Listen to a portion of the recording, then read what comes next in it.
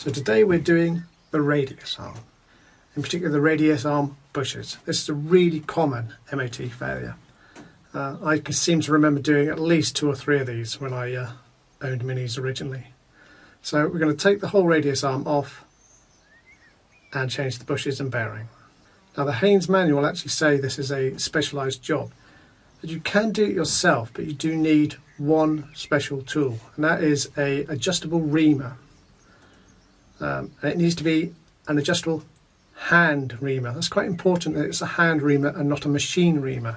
The reason being, a hand reamer has a tapered element to the cutting pieces, so the first third of the cutting edges are tapered. A machine reamer will be parallel all the way down. So I've actually ordered the adjustable reamer, and obviously it's imperial, but obviously it's adjustable, so it could be metric, but you're looking for the H7 adjustable hand reamer. Okay, so I just got that wrong. It isn't H7, it's H9. In fact, here it is, and H9 covers a range from 25-30 seconds to 27-30 seconds. The actual size you're looking for is 13/16. I'll put a link to the one I've got down below. I didn't go for the cheapest because they looked quite naff on the threads, so I've gone for a slightly more expensive one which looked to be a bit higher quality. So the first part of this job is to crack off the wheel nuts, jack up the vehicle, and then take the wheel off. Now obviously we're not going to be able to use the handbrake, so you need to make sure the car is on fairly level ground. And I would also chock the front wheels.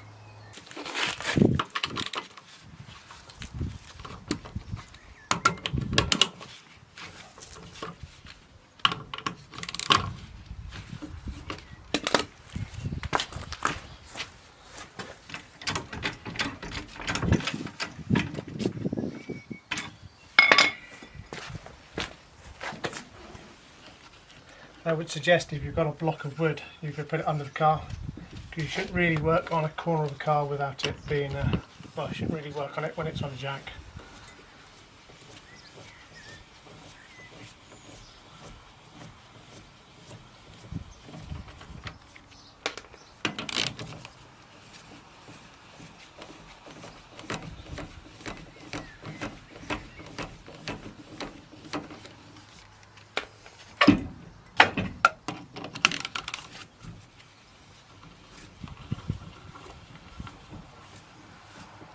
Really like these alloys. Nice 10-inch little alloys.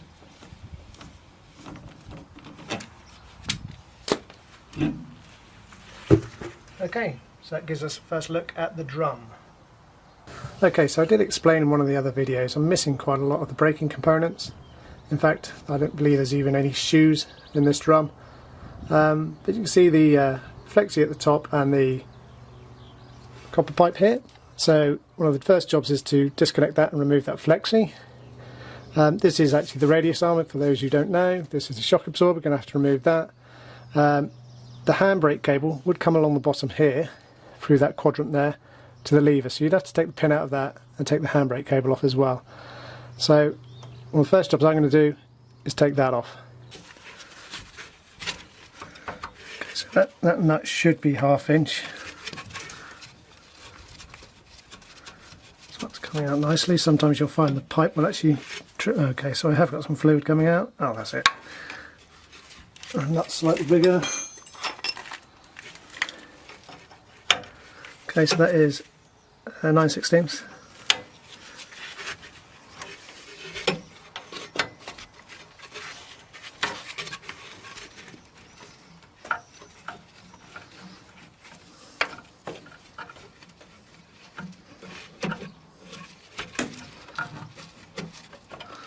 Bit of dirt on that might stop that coming out. Oh, let's keep going.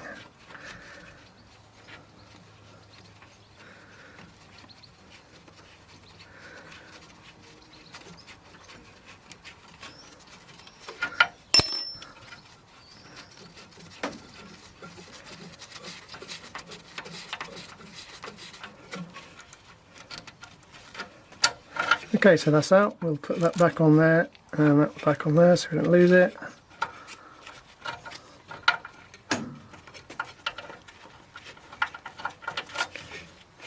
Okay, so that's the first part done.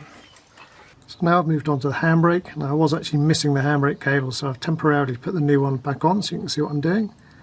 And you can see the clevis pin there. You're going to need to take the split pin out at the bottom and then remove the clevis pin and slide this off. And then you've got to feed it back past the quadrant and through the subframe. Okay, so that's the brake pipe off and the handbrake cable off.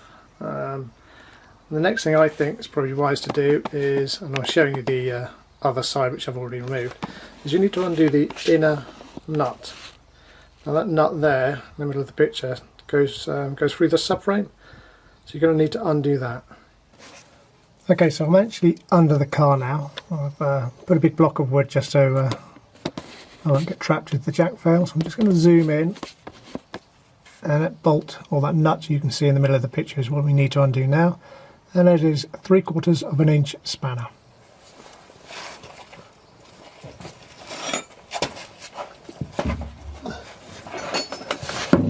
Or socket, probably easier. Yeah, socket's going to be easier. Okay, but it's going to come undone, so that's good. Okay, so I've got a ratchet now. It should be easier to do. Yeah.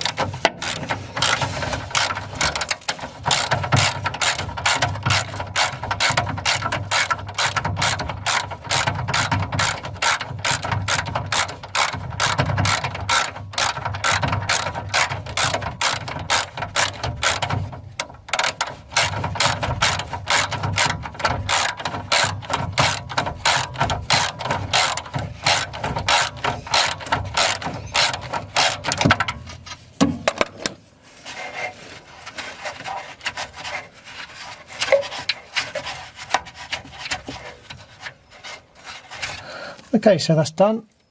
There is actually a washer on there, but I can't get that off. Okay, so we're inside the boot now. If you were doing the offside, you just the easiest way I think is probably just to undo the top shock nut, and then the whole radius arm will drop down. Because we're doing the near side, we have the petrol tank, so it's not as easy unless you're going to remove that.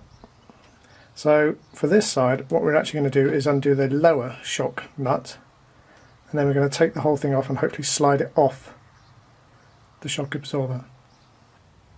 So we're back on the wheel side, and I'm just going to zoom in to show you what I'm going to do next. So there you can see, these are the subframe mount bolts, there and there. We don't want to undo those. We actually want to do this one, and then you can see there's two down below, there and there. So we need to undo those, and hopefully we can then pull the radius arm off. But firstly I've obviously got to do the shock absorber lower mount. Okay, hopefully you can see this. This is the lower shock absorber mount. This is a 9/16 spanner. Oh, wrong way. See my block of wood which I had it supported on. Strangely, I haven't found anything that's overly tight so far, which is a bit worrying.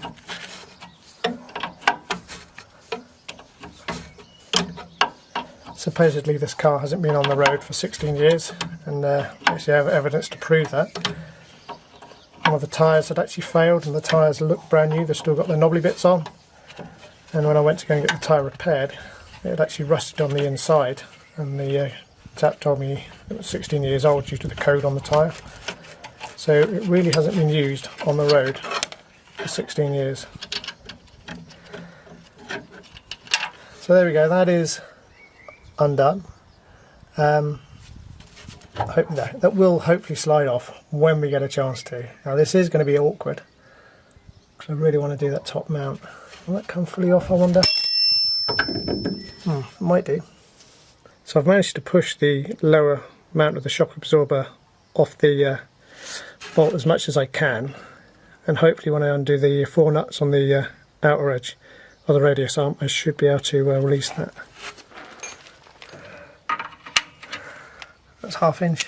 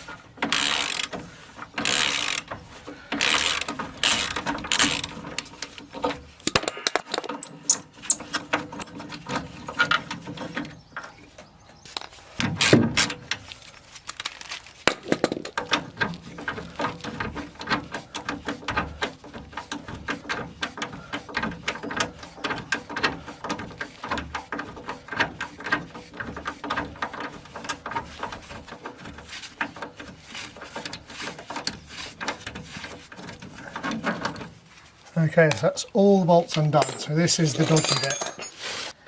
So at this stage, I should be able to move the whole radius arm. Yeah, so that is loose. So in theory, this should slide forward and off the shock absorber, and then spring down. Okay, that's wiggling quite badly.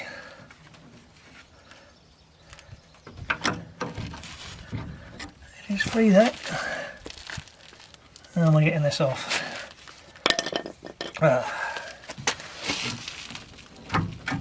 Come on.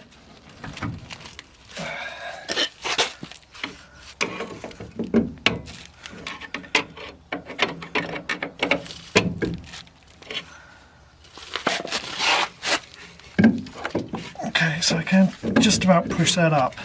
So if I push that up, I might be able to get that shock off.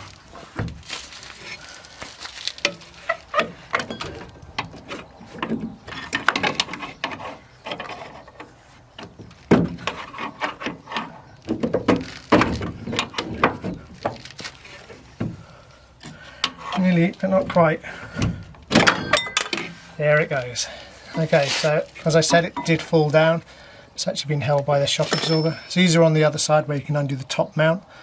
So now that's dropped down, we should be able to pull that off. There you go.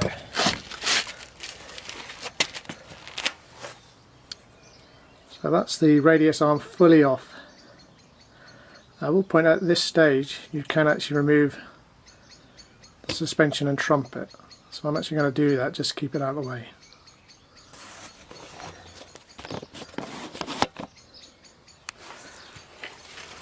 I don't know if you can see this, the trumpet has actually come loose as well. So that comes off, and we should in theory be able to get the rubber off as well.